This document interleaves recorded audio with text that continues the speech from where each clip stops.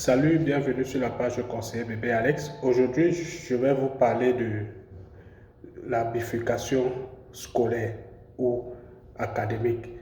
Vous savez, aujourd'hui, personne n'a plus le droit de se plaindre qu'il n'a plus l'opportunité de rencontrer un conseiller d'orientation.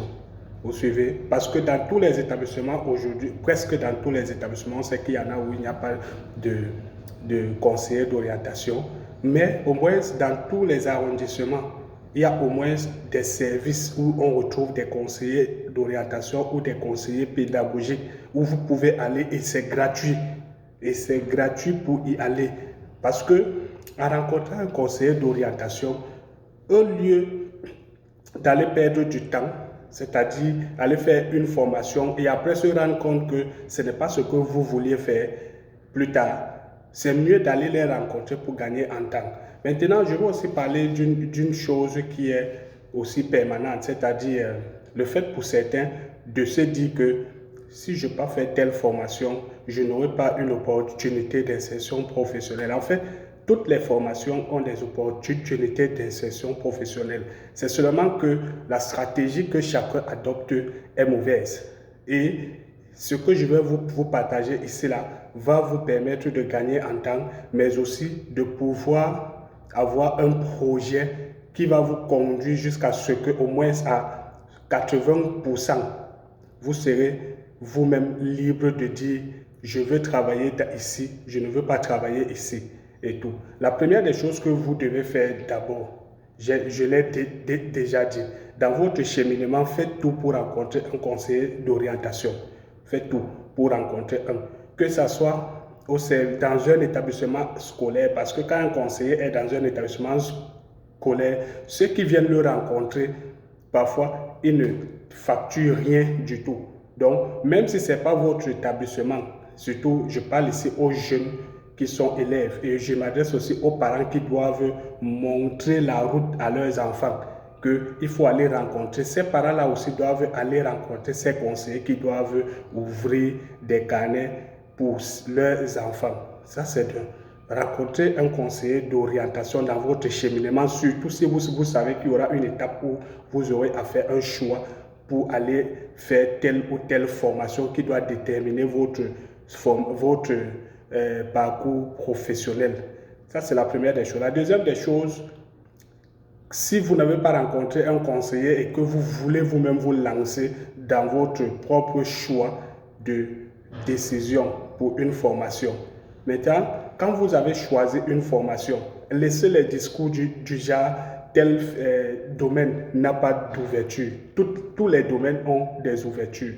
Laissez ces préjugés-là, laissez ces stéréotypes-là. Aucune discipline ne prédispose à un emploi. Aucune, qu'on ne vous manque pas. Il y a toutes les disciplines prédisposées à des emplois. C'est juste la méthode, la façon de se comporter et de cheminer qui diffère. Parce que vous allez voir quelqu'un qui a fait des études, que ce soit en français, qui s'insère, mais un autre qui a fait une filière technique, il est là, il cherche un travail. Il sait faire quelque chose. Il peut aller bricoler, on lui donne peut-être un petit 1000 francs, un petit 2000 francs et tout. Mais il n'est pas, lui, ce n'est pas ce qu'il veut. Ce n'est pas ce qu'il veut. En fait, je ne veux pas entrer dans ce débat aujourd'hui parce que je vais revenir sur d'autres postes pour présenter chaque discipline, comment faire pour qu'elle puisse s'insérer. La première des choses que j'ai déjà dit, la deuxième, c'est que quand vous avez choisi votre filière, vous avez une troisième chose. Après le choix de votre filière, asseyez-vous, vous recensez tous les débouchés de cette filière, tous les grands débouchés de cette filière. Ça, c'est la troisième chose. Quatrième des choses que vous aurez à faire, c'est de commencer maintenant aussi à ressortir les grands débouchés. Donc, si vous avez énuméré 5 grands débouchés ou 6 grands, vous ressortez maintenant les 2 grands débouchés ou les 3 grands qui vous touchent particulièrement. Ne suivez pas les débouchés sur la base des préjugés où on va vous dire que c'est beaucoup plus ici là que les gens travaillent. C'est beaucoup plus. Non, c'est même parce que beaucoup plus les gens travaillent dans tel truc que vous ne devez pas souvent y aller. Parce que l'autre aspect est négligé, alors vous pouvez apporter un plus. Ça, c'est un autre débat. Quand vous avez recensé les 2 grands débouchés qui vous intéressent, vous commencez maintenant à ressortir les sous-débouchés, parce qu'un grand débouché casse plusieurs autres domaines. Vous ressortez les sous-grands débouchés, ou alors si c'est difficile pour vous, parce que c'est un travail technique qui demande aussi une certaine compétence, que parfois le conseiller là, ou alors les professionnels du domaine les maîtrisent. Ressortez les grands débouchés. Maintenant, vous vous dites, pendant mon cheminement académique, voilà le débouché qui va m'intéresser. Voilà le ou les débouchés qui m'intéressent. Ça fait que pendant que vous fréquentez, vous faites tout pour être dans votre projet. Ce n'est pas pour dire qu'il peut y avoir des bifurcations en cheminant. C'est-à-dire, demain, vous pouvez vous retrouver dans un autre métier que ce que vous avez appris. Mais au moins, vous aurez une idée de d'où est-ce que vous avez. C'est ça qu'on appelle les objectifs à atteindre. Quand vous avez des objectifs, vous avez déjà quelque chose qui conditionne votre parcours et vous devez faire tout pour y aller. Parce que quand vous cheminez, vous maîtrisez tout.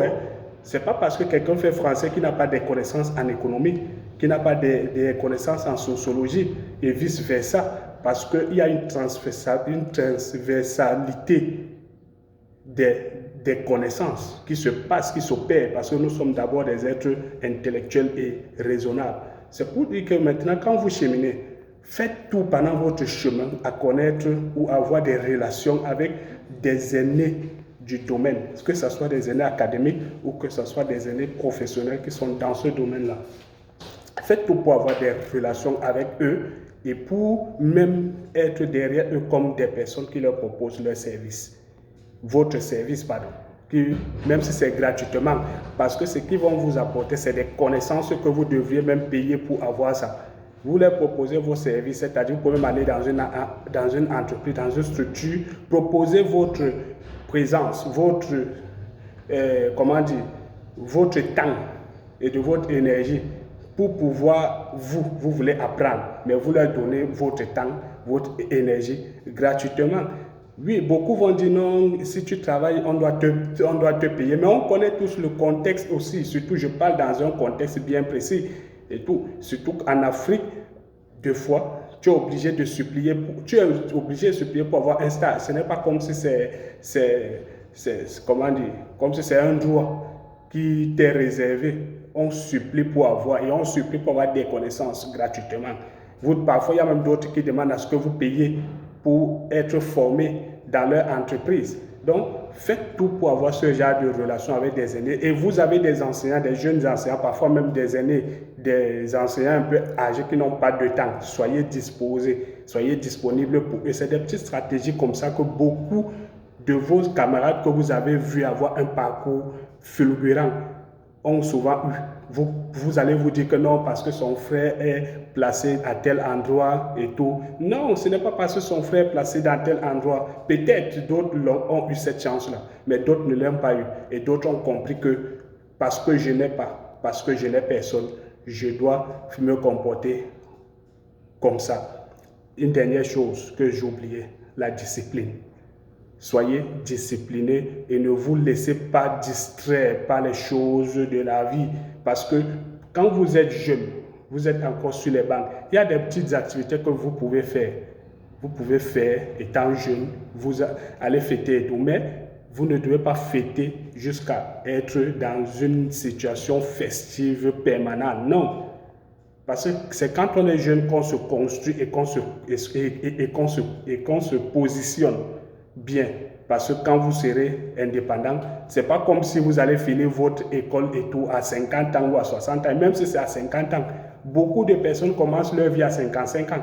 Donc, concentrez-vous à vous construire d'abord. Voilà, ça c'était juste la première partie des conseils concernant votre projet académique et professionnel et tout. Je reviendrai dans les prochaines éditions pour vous partager d'autres contenus, d'autres conseils et relatifs. Partagez cela, invitez les autres sur mes différentes pages, le conseiller Bébé Alex. Sur ce, je vous remercie et à la prochaine.